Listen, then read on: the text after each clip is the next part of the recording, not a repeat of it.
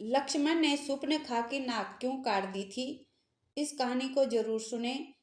कहते हैं कि सूर्पनखा लंका के राजा रावण की बहन और दानवों के राजा कालका के पुत्र की पत्नी थी।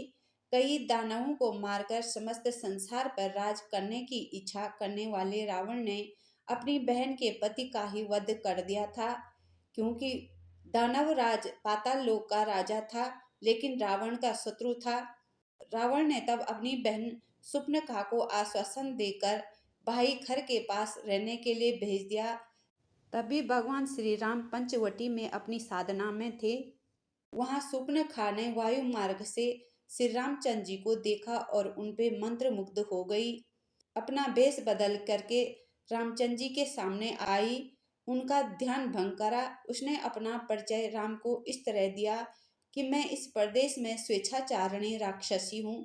यहाँ मुझसे सब भयभीत हैं। विश्व का पुत्र बलवान रावण मेरा भाई है और मैं तुमसे विवाह करना चाहती हूँ।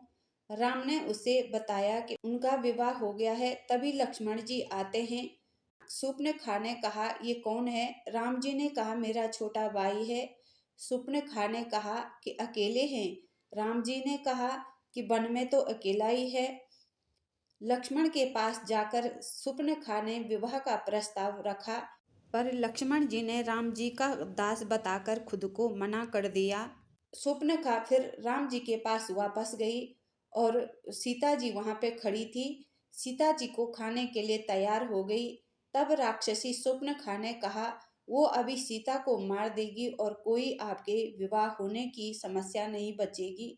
और वो सीता को मारने के लिए जैसे ही आगे बढ़ी, वैसे ही राम जी ने लक्ष्मण को आदेश दिया और लक्ष्मण ने सूर्पनखा की नाक काट दी।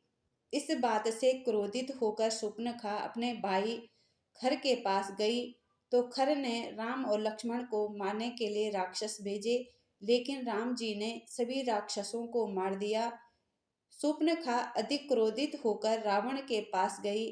तब रावण ने अपनी बहन को आश्वासन दिया कि उसके इस अपमान का वो बदला लेकर रहेगा।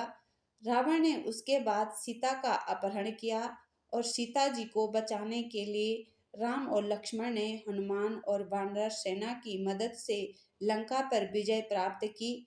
ऐसा माना जाता है कि शूर्पनखा ने रावण से अपने पति के वध का बदला लेने के लिए और रावण के विनाश करने के लिए ये सब किया है।